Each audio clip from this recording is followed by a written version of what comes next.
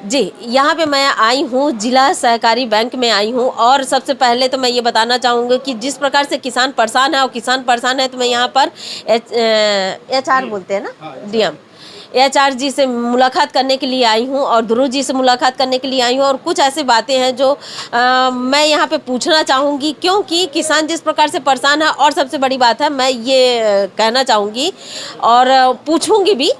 तो सबसे पहले तो मैं बातचीत के दौरान उनके नाम भी जान लेती हूँ। जी सर, ये बताइए आपका नाम क्या है? हरिराम ध्रुव, मैनेजर जिला सागर केंद्र बैंक गरियाबंद। जी, तो ये बताइए कि अभी जिस प्रकार से किसान बता रहे हैं कि हम कम से कम 8 दिन 15 दिन से लगातार आ रहे हैं और अभी लगातार 3 दिन से आ ही रहे हैं, लेकिन उसके बावजूद भी उनको पैसा नहीं दिया जा रहा है, लेकिन अपने चहेतों को पैसा दे दिया जा रहा है। तो इस विषय में आप क्या कहना चाहेंगे? जी मैडम, शासन द्वारा एकमुश्त राशि डाली गई है कृषक उन्नति योजना की। उसमें अब जब राशि उनके खाते में आ गए तो किसान चाहते हैं कि हमको राशि मिल जाए, इसलिए भीड़ ज़्यादा बढ़ गई है। हमारी कैपेसिटी अधिकतम 550 से 600 जने का है। हम उतने लोगों का आसानी से एक दिन में वितरण कर पाते हैं और समय में कर पाते हैं, और उससे ज़्यादा किसान आते हैं तो हम अगले दिन के लिए उनको डेट दे देते हैं, आप कल आना करके। तो ये बताइए कि यहाँ पर जिस प्रकार से मैं देख रही हूँ, साकरा के रामलाल साहू है और यहाँ पर प्रभारी भी नहीं है, प्रबंधक भी नहीं है, उसके बावजूद भी यहाँ पे जिला सहकारी में आ रहे हैं। तो किस कारण से आ रहे हैं सर, ये बताइए, और उनको किस प्रकार से रखा गया है? मैडम, उसका सेवानिवृत्ति अभी जुलाई 2025 में हुआ है, तो उनको 1 साल की अवधि के लिए संविदा के रूप में वहाँ कार्य में इतने दिन सेवा दिया समिति में, तो 1 साल के लिए उसको संविदा दिए हैं, ऐसा करके रखा गया है। अब सोमवार को और शुक्रवार को सभी समितियों को बुलाया जाता है, क्योंकि अभी हमारे प्रमुख सीजन ऋण वसूली का चल रहा है। जो भी वसूली हुए रहता है हर 2-3 दिन में यहाँ बैंक में आके जमा करते हैं, सभी समिति प्रबंधक आते हैं। जी। और ये बताइए कि अभी जैसे किसान यहाँ पे मौजूद हैं और उस किसान के द्वारा बताया जा रहा है कि हम यहाँ पे 2 से 3 बार आ जाते हैं लेकिन हमें नहीं मिलता है, लेकिन अपने चाहते को जिस प्रकार से दिया जाता है। तो ये बताइए कि उनके लिए आप क्या कहना चाहेंगे? मैडम, यहाँ चाहते वाली बात नहीं, किसान तो हमारे लिए सभी हैं, और कोई किसान ऐसे इमरजेंसी पीरियड वाले हैं, इमरजेंसी में कोई हॉस्पिटलाइज है, किसी की शादी ब्याह है, तो उनको थोड़ा सा प्रायोरिटी दे देते हैं। बाकी ऐसा चाहते वाली बात तो संभव नहीं है।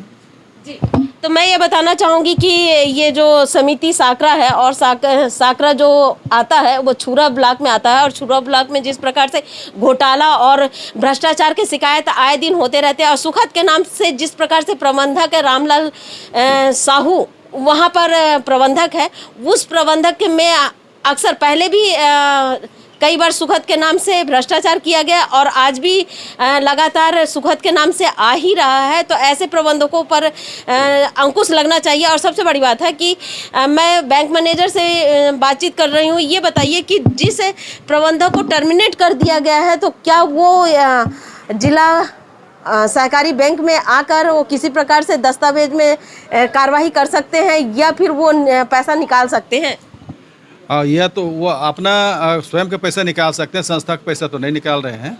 संस्था के लिए दूसरे आदमी अधिकृत हैं, और उनको एक अनुभव के नाम से वो जो अभी वर्तमान में वहाँ की समिति प्रभारी है, उनको अनुभव है, उनको सहयोग के लेने के लिए उनको स्वयं से बुला रहा है, अपनी ओर से कोई आदेशित नहीं है। स्वयं से बुला रहे हैं, लेकिन यहाँ पे लगातार ऐसा होता है कि जिन्हें टर्मिनेट कर दिया गया है लेकिन उसके बावजूद भी वो मानने के लिए तैयार नहीं है, और वहाँ पर जो बता रही हूँ, अभी समिति का नाम नहीं बताऊंगी क्योंकि इस पर बहुत सारी ऐसी राजनीतिक चर्चा हो जाता है और चर्चा के बाद में उस पर कार्रवाई होने के बजाय उस पर संज्ञान नहीं लिया जाता, क्योंकि आप हमेशा जांच अधिकारी के रूप में काम करते हैं, जांच अधिकारी आप हैं, और उसके बावजूद भी जिस प्रकार से आज भी प्रबंधकों द्वारा किया जाता है, समिति में किया जाता है कि सुखद के नाम से जो भ्रष्टाचार कर रहे हैं। तो ये बताइए कि गरियाबंद जिला के अंतर्गत में ऐसे कितने समिति हैं जिसमें ज़्यादा सुखद आया और कितने ऐसे समिति हैं कि अभी तक सुखद नहीं आया है, मार्च होने के बावजूद भी? मैम, ऐसा कोई समिति नहीं है जहाँ सुखद नहीं आई है, सभी समिति में सुखद आई है। हम उनको निर्देश कर रहे हैं, धान के पूरी तरह उठाव होने के पश्चात किसी भी तरह के कमी ना आए, इसलिए अभी से अपने स्तर में प्रयास करके शॉर्टेज को जीरो करें करके। शॉर्टेज को जीरो करने के प्रयास करने के लिए आप लोग निर्देश कर रहे हैं।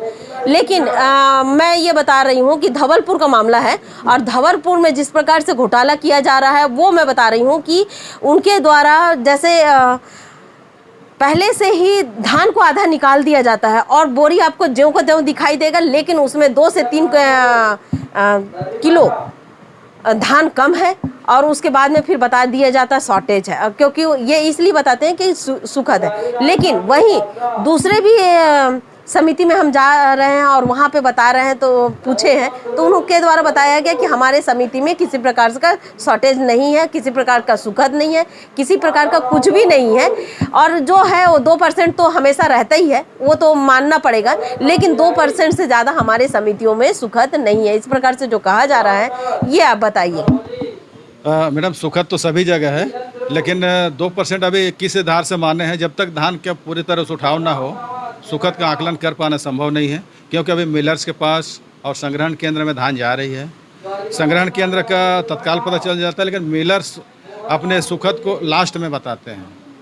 अच्छा। इसलिए अभी कुछ भी कह पाना संभव नहीं है। जब तक पूरी तरीके से धान उठाव नहीं हो जाता है तब तक आप लोग नहीं बता पाते हैं कि कब कौन सा समिति में कितना सुखद आ रहा है और किस प्रकार से है। तो मैं ये बड़ी बात है कि आप बहुत सारे ऐसी समिति है जिस पर मैं प्रकाशन करूंगी, उस पर जांच करिए और जांच के दौरान आप ऐसे समितियों पर कड़ी कार्रवाई करते हुए ऐसे प्रबंधकों को जेल भेजिए। आप लोग जब तक जेल नहीं भेजते हैं, सुखद के नाम से कई करोड़ रुपए आ जाते हैं, 2 करोड़ 5 करोड़ 62 करोड़ ये यहाँ तक कि आता है। तो ये बताइए कि इतने करोड़ रुपए कैसे हो जाते हैं, ये बताइए। मैम अगर ऐसे बात आती है और कहीं पे मामला ज़्यादा गंभीर हो जाता है, यानी कि शॉर्टेज की मात्रा ज़्यादा होगी, निश्चित है इस समय उस पर कार्रवाई करेंगे। जी, मैं ये बताना चाहूँगी कि जिस प्रकार से मैनपुर और देवभोग के प्रबंधक जेल जाते हैं और यहाँ के गरियाबंद है, छुरा है और फिंगेश्वर है, यहाँ के आज तक प्रबंधक जेल नहीं गए, इसके विषय में आप लोग क्या कहना चाहेंगे? मैम पिछले समय तक तो हमारे यहाँ 2024 तक सभी समितियाँ 0% शॉर्टेज में रही, किसी प्रकार से कोई कमी नहीं थी। विगत वर्ष कुछ समितियों हुआ है शॉर्टेज, जो परिवहन विलम्ब से होने के कारण हुआ था। ये बताइए कि आप लोग जांच करते हैं, जांच रिपोर्ट बनाते हैं, जांच रिपोर्ट बनाने के बावजूद भी आप लोग ऐसे प्रबंधकों को जेल नहीं भेजते हैं, क्या ऐसा कारण है कि गरियाबंद छुरा और जो है फिंगेश्वर उस पर ज़्यादा मेहरबानी क्यों? ऐसे प्रबंधकों पर भी तो जेल जाना चाहिए। आप लोग रिकवरी के लिए करते हैं और उनको सस्पेंड कर देते हैं, लेकिन आज तक रिकॉर्ड में है कि अभी तक किसी प्रकार से कोई भी प्रबंधक जेल नहीं गए। जबकि योगेंद्र जो यादव है उन्होंने भी भ्रष्टाचार किया, करोड़ों रुपए का घोटाला किए और उसके बावजूद वो निलंबित हो गए। निलंबित है, ये सुहागपुर की बात बता रही हूँ, सुहागपुर में निलंबित किया गया, लेकिन ऐसे प्रबंधकों पर क्या कार्रवाई आप लोग किए हैं? अभी उनका प्रकरण हमारे सहकारिता न्यायालय में है, जिला स्तर के माननीय सहायक पंजीयक कार्यालय में लंबित है उनका प्रकरण। लंबित है। तो ये बताइए कि अगर वहाँ से जो भी प्रकरण में जिस प्रकार से दोषी अभी तक आप लोगों को नहीं मिला है कि वो दोषी नहीं है, वो अभी तक उनको निलंबित किए हैं, दोषी पाया गया है, तो ऐसे व्यक्तियों को जेल अभी तक क्यों नहीं किए हैं? रिकवरी के लिए क्या कर रहे हैं? रिकवरी के लिए उनके लिए अभी मैडम जांच पूरी हो जाने दें, उसके बाद जो भी उसके बात आएगी उसकी रिकवरी होगी, उसके ऊपर कानूनी कार्रवाई भी हो जाएगी। ये जांच कब तक हो जाएगी सर? अब ये कार्यालय मतलब अपने न्यायालय से अब जैसे भी नोटिस निकलता है उसके बाद उस पर संज्ञान लिया जाएगा। तो लगातार मैं बातचीत करने के बाद में पता चला है कि जिस प्रकार से प्रबंधकों की लापरवाही, और लापरवाही नहीं कह सकती, भ्रष्टाचार किए हैं, ऐसे प्रबंधकों पर भी अंकुश लगेगा। ये नहीं, मैनपुर और देवभोग ही नहीं, छुरा, गरियाबंद और फिंगेश्वर ब्लॉक में भी ऐसे जो प्रबंधक हैं जिनके ऊपर भ्रष्टाचार का आरोप लगा है, सुखद के नाम से करोड़ों रुपए घपला किए गए हैं। और सबसे पहले तो मैं ये बताऊँगी कि जो रामलाल प्रबंधक है, जो अभी हालांकि अभी रिटायर होने के बाद उनको फिर से दोबारा रख लिया गया, और बाकायदा मैं जब यहाँ पे पहुँची हूँ तो बाकायदा यहाँ पर बैठे हैं, ये समझ सकते हैं, HR के ऑफिस में आकर यहाँ पे बैठते हैं और बाकायदा ऐसे DM HR ध्रुव सर के ऑफिस में, मैनेजर के ऑफिस में आके यहाँ पे बैठते हैं, ढंके के चोट में बैठते हैं। और ये सबसे बड़ी बात है कि साकरा जो पंचायत है, उस साकरा पंचायत में पत्रकारों के साथ में बदतमीजी भी किया जाता है। ये रामलाल है। क्यों? इसलिए क्योंकि वो इसलिए कर पा रहे हैं कि वो रिटायरमेंट है, और रिटायरमेंट के बाद में क्या कर लोगे आप?